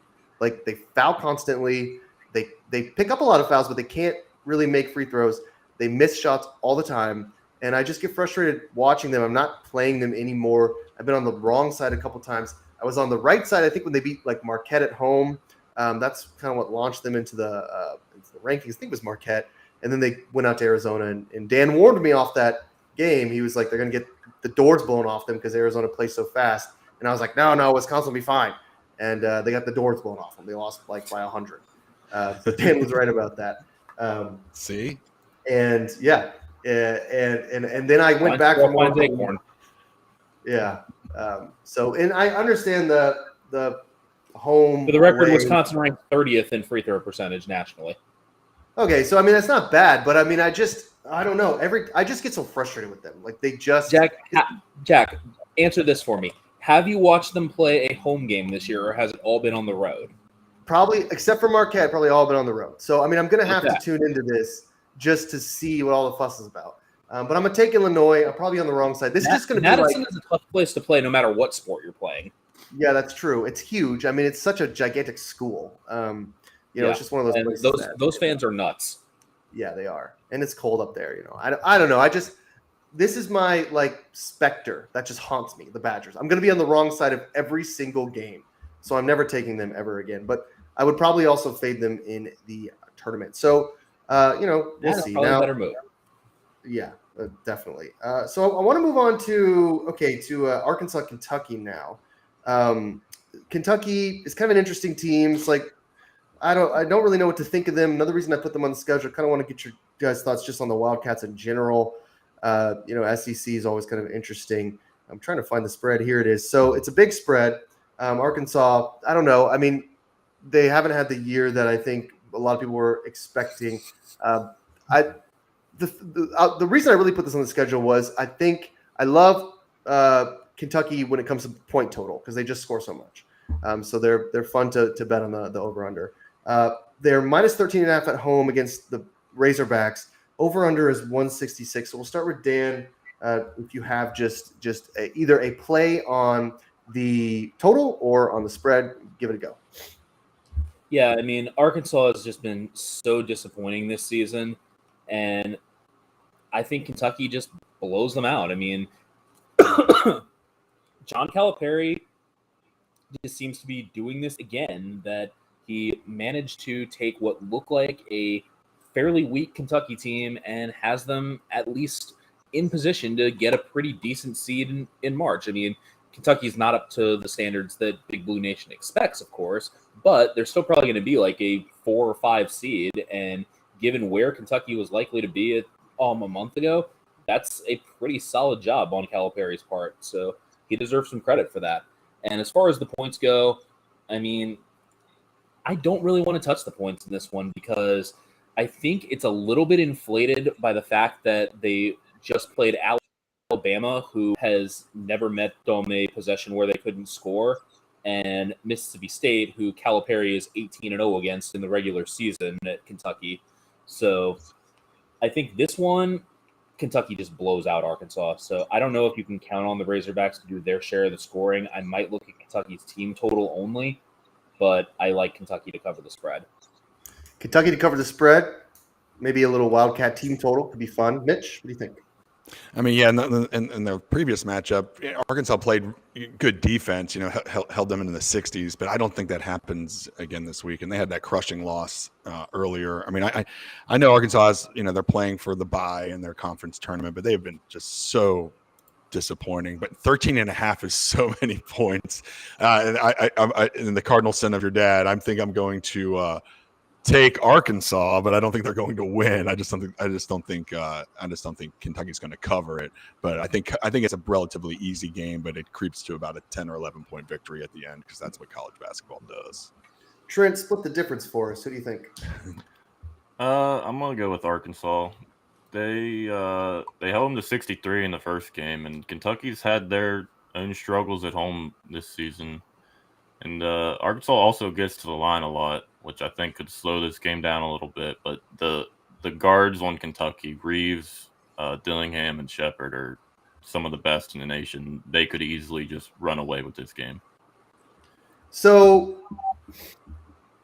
I do think that Arkansas, if I was to take Arkansas, I might look at their just first half spread, which I'm sure will just be cut in half.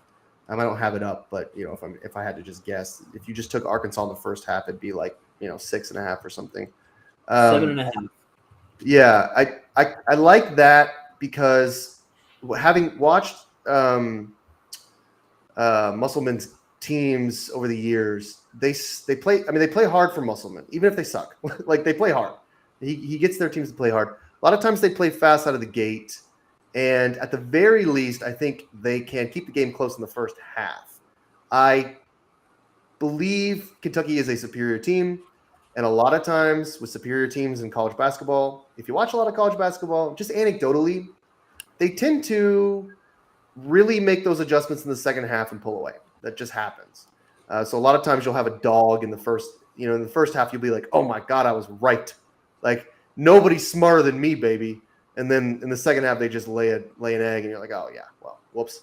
13.5 is a lot of points. I'm not afraid of that number if I'm a Bama or if I'm a Kentucky fan, but I think I'd take Arkansas just first half plus 7.5. That sounds kind of fun. You get like an extra little point there. So you're not just splitting the difference, or half a point anyway.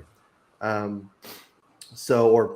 get a full point because it should be plus 6.5, plus 6.75 if you're really splitting it, I guess. Yeah, I guess I'll do that. Over under. I mean, I like the over. I'm the same with Dan. I mean, I worry maybe that Arkansas can't get there with the points, but we know Kentucky can score, and so I just like taking the over under when I like taking the over on Kentucky just in general. We'll talk about an SEC game, another one in a minute, but I want to talk about Iowa State UCF, and I'm gonna tell you why I put this on the schedule, y'all. I think Iowa State is going to make a deep run in the tournament. I see some heads nodding, so I guess I'm not the only one who thinks that. Got some futures on them. Yeah, really, really good. Cyclones are great this year. Tough at home. I think that if you got a bracket and you're in a pool, you could do worse than – I mean, it depends what their seeding is and who they play. You could do worse than get them to the Elite Eight of the Final Four. I think they're going to go real far. So I want to talk about them a little bit. Dan, we'll start with you. They traveled down to Central Florida, which is Orlando, I think. UCF is Orlando. It is Orlando. Yeah. I always get that messed up with USF, which I guess is a little bit more like Palm Beach. No, USF is Tampa. Oh, is it really? Yes, it's Tampa. It's my wife's alma mater. Okay, so USF is Tampa, UCF Orlando, and then just Miami down in the Palm Beach. Florida Atlantic is in Palm Beach County in Boca. That's right. That's what I remember. Yes. Man, it's tough to. Florida's really weird with its directional schools. Yeah, I mean that makes sense though. Florida Atlantic. You have South Florida, and there's still like another 3 hours of Florida to go further south than South Florida. What was the Florida school that made the deep run with the team that could dunk everywhere? Coast. That's right. Yeah, it was just like a new school. And they're in Fort Myers, or either Fort Myers or Naples. I think it's Fort Myers. Man, I was born in Florida. You know everything about Florida. I love it. Yeah, Dan used to live there, I think. Didn't you used to live in West Palm? Yes, we did live in Palm Beach. Yeah, man, I love Palm Beach. My sister kind of lives down in that area, and I've been to Palm Beach a lot. I mean, it's man. I mean, you want to talk? So like, I remember going to the beach on New Year's Eve or New Year's Day or something one year. It was just like, oh my God, it's like 82 degrees, like swimming in the ocean on New Year's Eve. So shout out to Florida there. But okay, UCF traveling down to Orlando, Iowa State. They're a 4-point favorite, over under 133.5. We know Iowa State plays real slow. They play great defense. Dan, do you want to pick a side here? Or you want to stick with the total? I think I'm going to go with the over here because both of these teams get to the line a fair amount, and both of these teams are actually pretty good at forcing turnovers. I mean, Iowa State makes its living off turnovers, but UCF is pretty good at getting steals as well. And I think I might actually lean toward on the Knights here because this feels like a bit of a trap game for Iowa State.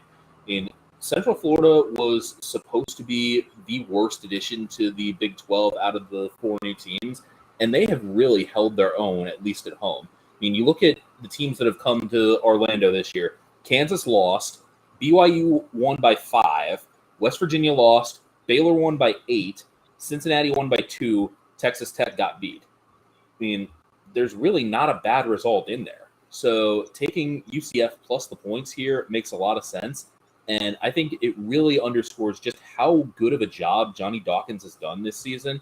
And I think he's one of the more underrated coaches at this level, because he wasn't supposed to do anything with this UCF team, not this quickly in the Big 12, and they're competitive. Another Big 12 game here, Mitch. So go ahead and jump in and give us your thoughts. Yeah, I agree. I mean, talent-wise, this is the worst ranked team talent-wise in the Big 12. Johnny Dawkins has made this team a pretty good defensive juggernaut. They're 12th in defensive efficiency. He's rode that, and if you go down there, it's a tough out. I mean, they literally complement the Big 12 so well, because that is what the Big 12 is. There's not an easy game. Even if you play West Virginia, they have two studs that might go to the NBA, but they're awful, but they can beat you on any given night. I love what Iowa State is doing. This is their best team of this iteration. Their offensive efficiency has improved tremendously in the last couple of years, and that's why I do love them as a pick to go deep when you do the brackets. UCF's a good story. I like Iowa State today to cover. And I like the over to hit for the exact reasons: the free throw lines and the turnovers, and it's so low at 133.5. So it's like, it just takes a little bit of offense to cover that. So I'm going to go Iowa State and that over. But UCF and Johnny Dawkins is such a good story. They'll be in the NIT most likely, and they could make a run. They could be your sleeper NIT pick. UCF there. So, but with all that said, I'm going to go Iowa State after loving on UCF. Nothing wrong with a sleeper UFC pick. I remember when I was like a kid, I had this little TV in the basement. It was like this big. And I was a huge Rutgers fan. My dad's from Jersey, so I'm so sorry. I'm so yeah. sorry. Well, it was back, they were in the Big East. It was back like when Jeremy Ito, remember the kicker, Greg Schiano was there, Ray Rice, all that stuff. So they were good. They were good in football. They beat West Virginia. Actually, they did. When I was in school, we had Temple and Rutgers, and we would just chalk those up to 2 wins. Yeah. They beat them on prime time on a Thursday night game, and I was just hooked after that. I was like, I remember it was all that sucked. Yeah, Ryan Hart was the quarterback. I was a huge Scarlet Knights fan. And I think I remember watching that Rutgers Louisville Thursday night game in the Student Union at Missouri. Yeah. I remember, the Big East. I mean, that was, it was such a great conference. Back when the Big East was actually East and the Big 12 had 12 teams. Yeah, and the football was so great. I mean, it was like when South Florida got ranked all the way to 2 that year. Yeah, yeah, that's right. But and then we lost 13-9 to Pitt. Yeah. Oh my God. Louisville, Pitt, Rutgers, UConn. It was like such a fun football conference. Like Virginia Tech, stuff like that. It was kind of fun. But I remember Washington, they made a deep run in the NIT. They got to like the championship and lost, and I was like crushed. So shout out to the NIT. Trent, go ahead and give us your pick for Iowa State UFC. I like Iowa State -4. UCF, they're good defensively, but I just don't think they're efficient enough to overcome the smothering defense of the Cyclones here. And a reason why I like the Cyclones to go deep into the tournament is because of their defense, and they have 2 talented guards, which is the makeup of a good team that can make a run in the tournament. Absolutely. I'm gonna take the Cyclones as well, just for fun. Okay, let's move on to Tennessee. Tennessee's the 4th ranked team. God, they're good this year. Traveling to Tuscaloosa. This is one of the biggest rivalries in the SEC. People don't know that. Tennessee, Alabama hate each other. Like, they hate each other. This is a major rivalry. Doesn't matter what the sport is. These 2 teams cannot stand each other. So it's a lot of fun. Always fun to watch. Alabama, 14th ranked team in the country. Tennessee, 4th. Tennessee, a 3.5 point dog. Over under, Dan, 171, because Alabama scores about 100 points a game. So I don't know where you want to take that, Dan, if you want to just take the over and call it a day, or if you want to talk about the spread, go ahead and give us your thoughts. I mean, that's usually the right decision with Alabama, but I think I am going to take Tennessee plus the points because even though Alabama scores so much, the best scorer is going to be wearing orange, and that's Dalton Connect. And I got to see him play here in Maui, or in quote unquote Maui, the Maui Invitational, and he was outstanding against the likes of Purdue, Kansas, and he's just continued to be exactly that. And Alabama, I just don't think can stop Tennessee. So, I'm a little worried about what the atmosphere is going to be like in Tuscaloosa. I mean, I know that Nate Oates comes up big in these moments and brings the fans along with him. It's probably going to be a plaid situation, given that Alabama's history with Wimp Sanderson and how Nate Oates has fully embraced that. But I still like Tennessee. I like what Rick Barnes has done with this team, and I think the Vols are locked in on securing that SEC title. I mean, they just took down Auburn. If they beat Alabama, then they're probably going to win the regular season title for the SEC. So I think Tennessee plus 3.5 is the right move here. A lot of motivation there for the Vols to basically put this away, win this game. If you just want to take the money line, plus 140, might be kind of fun. Mitch, what do you think? Yeah, my family's from Birmingham. My grandfather was salutatorian at Alabama. I am not allowed to take Tennessee ever. Yeah, my first baby picture is in a Crimson Tide, a snap onesie. So Dalton Connect is awesome though. I mean, he had 39 points and he is the real deal. And I tend to agree with you. If you have the best score, it's I like to go with that team. But Alabama, it's going to be electric. It is going to be so crazy, primetime game. And I think that is going to be enough for Alabama to cover the spread. I want the over to hit. I'm not going to bet on the over, but it's going to come close to hitting. But I'm going to take Alabama. I hate 3.5. It's my worst spread, but I'm going to do it, especially in basketball. But just for no other reason that I'm not allowed. I'm just not allowed. I can't ever pick Tennessee over Alabama. So let's go. Roll Tide. Yeah, I told you. I mean, I don't know if people outside of the South really understand this rivalry. Like everybody thinks Georgia, Auburn, Georgia, Alabama. Now, anyway, Georgia, Florida, LSU, Alabama, whatever. But Alabama thinks of its biggest rival as Tennessee. Like outside of Auburn, which is like its own thing. That's just completely different. But as outside of Auburn, they think of Tennessee as their biggest rival, and I think they hate Tennessee sometimes more than they hate Auburn. It's just that Tennessee in football has not been taken seriously for a long time, but. Man, like when I was growing up, those Alabama fans, those Tennessee fans, like there were a lot of them that I grew up with, man, they butt heads. I mean, they could not get along. So this is a no love loss. Go ahead, Trent, give us your take on the biggest rivalry of the day, I guess. Yeah, I think it's going to be a very competitive game, but I'm going to take Tennessee plus the points. It's going to be a little bit faster than what they're used to. Not that they're a slow team, and I think Vescovi is going to be a difference maker for Tennessee today, especially from behind the arc. He didn't score until the last minute of their last game, but I think he makes an impact on this game today and connect from three. The three ball is going to be important today for them.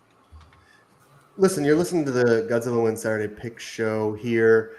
I'm your host, Jack Fredericks. We got Mitch Rogers, Dan Angel, and Trent Connor. We got two more games we're going to talk about here in a minute. Before we do that, I really got to give a shout out to HealthyCell.com. Healthy Cell, some of the most amazing products on the market, really.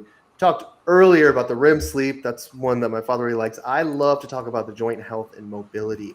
A lot of us, if you like sports, a lot of times you like to exercise. And when you get a little bit older, as we all are, the joints they don't work the way that they're supposed to. It's a long way away from recovering when you're 22 from some sort of injury and not having any type of joint pain. These days, I get a lot of joint pain. I get a lot of tendonitis. in my elbows. I play some golf, not a lot of golf. I suck at golf. I don't want anyone to ever think that I am any good. I suck. I always have sucked. I always will suck. But I like to play. I like the sunshine. And you get the golf elbow, you get the hip thing going, and the knees can start to get shaky. And what I need you to do, just go to healthycell.com, 20% off, not 10, but 20% off. Joint health and mobility. Get yourself a box. You take it every day. It takes a couple weeks to kick in, but once it kicks in, man, you're not going to regret it. It's just really such an incredible product. And we want to really thank Healthy Cell for supporting us for so long. A lot of times on these shows, if you listen to the radio all the time, sponsors change constantly, and our sponsors don't, because they believe in our product. So we give you the same products every week because they believe in what we're doing here, and we have a great relationship with them. So they don't change. Go to healthycell.com, promo code Godzilla, up to 20% off there. Okay. 2 more games to talk about, some big games, I suppose. Gonzaga traveling to St. Mary's. St. Mary's a 2.5-point favorite. So this is one of the only games where we're seeing like a team that's ranked higher than the other team be favored, since all this home away stuff really messes with that. Over under 141, so relatively low, Dan. Relatively low over under.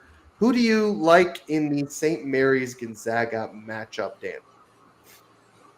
I got to roll with Gonzaga here simply because they're the more desperate team. I mean, St. Mary's is very good, but Gonzaga is not getting anywhere near as much love as they usually do from the bracket experts, from the ratings, from really anything. And Gonzaga's inclusion in this tournament is not a certain thing at this point, which is very rare to say at this point in the season. But I think if Gonzaga wins this game on the road at St. Mary's, gets that quad 1 win, I think it's done. Gonzaga's in. And I think Gonzaga knows it. So I think the Bulldogs have much more motivation here than the Gales, and I think that carries the day here, because if Gonzaga loses, there's a chance that they might have some work to do in the West Coast Conference tournament. If they win, I think that's the end of the argument. And this is the time of year to be talking about motivation. I mean, it really starts to play a huge part. There's so many moving pieces in college basketball, and so motivation is really important, especially on games like this. Mitch, taking the Zags. It's hard to fathom that the Zags are on the bubble. I mean, I remember when like 13 years ago when we thought it was Gonzaga High School from Maryland. You had to look up who they were, and ever since then, I mean, everyone in our area thought it was the local team from Maryland. I was like, that's the high school guys. So for 14 years, they've just been in the mix, and the fact that if they lose this game, they may be out. Lenardi has them as an 11 seed right now. St. Mary's is just playing for their winning streak. I mean, that's it. I agree with Dan here. The motivation here is with Gonzaga, and it just has that feel like, I mean, I don't want to like the Patriots missing the playoffs. It just feels like Gonzaga belongs there. They're going to figure out a way to get in there, and they win today and cover the spread. Trent, we got 2 for the Zags. Do you want to take a chance on the Gales? Not today. The Gales beat them at home or on the road in their first matchup, and I think the Zags are going to be motivated by that to get it back here on the road. And if you didn't watch their last games, Gonzaga against San Francisco, they opened the second half on a 30-8 run, largely due to Graham Ike. And I think Graham Ike is going to have a big game today. Yeah, I mean, I'm with you. Plus 2.5 with the Zags. This is just a team that is always prepared, regardless of if they're winning or not. Too well coached in a moment like this. They understand the stakes. Again, think about that money line, plus 120. If you really like it, you could take a little juice. But I'm going to take the 2.5 because you just never know with Gonzaga, especially on the road. Hard to say. Last game, we're going to talk about it. Leave about 6-7 minutes for this. St. Mary's. No, that's sorry. We just talked about St. Mary's. Creighton, and I'm trying to pull it up. Marquette. Marquette, Creighton, 5-12 here. Marquette is a 6-point dog on the road. So once again, even though they're a higher ranked team, traveling to Creighton is a tough team. Always has been. They were tough last year. They're tough. They're fun to watch. They're just a really good basketball team. Over under 154. Sorry, I knew I read that wrong. Dan, start with you here as always. God, I kind of like these points at +6. It's a lot of points for a team as good as Marquette. It is, until you remember that Connecticut just went to Omaha and got thrashed by 19. So, Oh, yeah. yeah, I mean, as hard as it is to go against Marquette, because Shaka Smart has an excellent team, and Marquette is probably going to be looking at like a 2 or a 3 seed. I don't really want to trust them in Omaha. I mean, Creighton just goes to another level on their home floor. The thing that I do want to look at here is I think the points going under might be on the way to go here, because both of these teams are experts at not sending the other team to the free throw line. Marquette ranks 5th in the nation at fewest free throws given up. Creighton leads the country in that metric.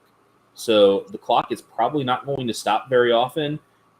And if this game turns in Creighton's favor, like I think it will, there's not going to be that much incentive to foul late in the game, because Creighton will have put the game out of reach. So I think that this is going to be a situation where the total doesn't really get threatened that much. Creighton has tended to be more of a defensive team at home anyway, and the Blue Jays just shoot it so well that I think that they're going to have the edge here. So I like Creighton, and I like the under.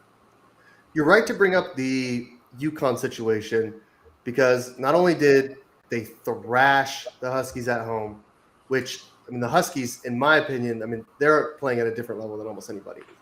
Not only that, Marquette got the doors blown off them when they traveled up to UConn a couple weeks ago.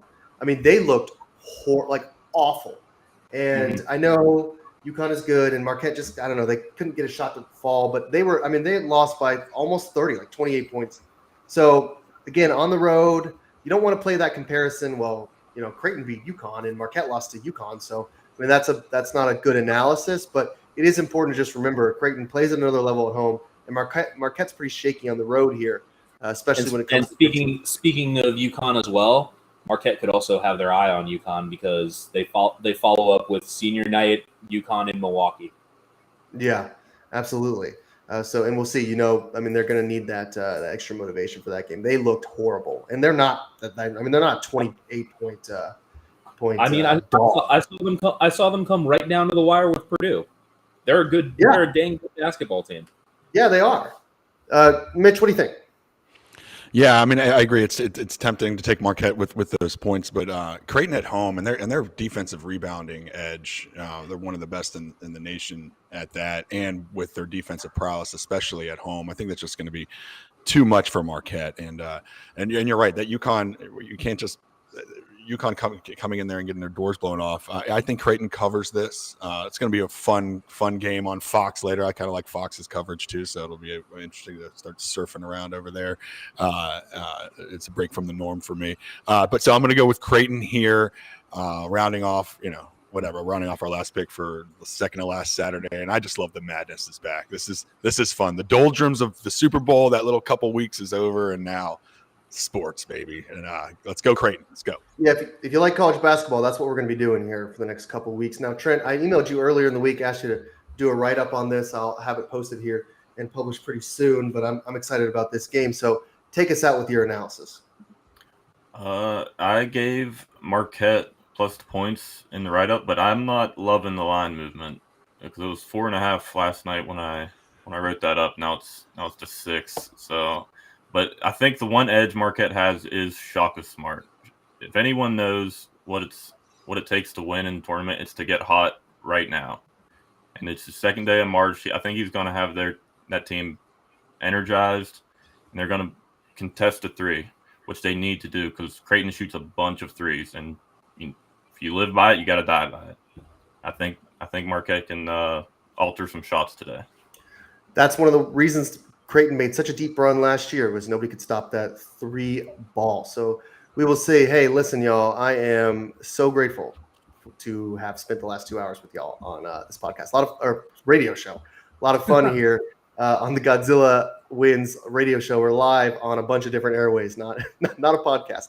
Although you can check it out on Spotify if you ever miss it, or wherever you get your podcast. We post it every week as well.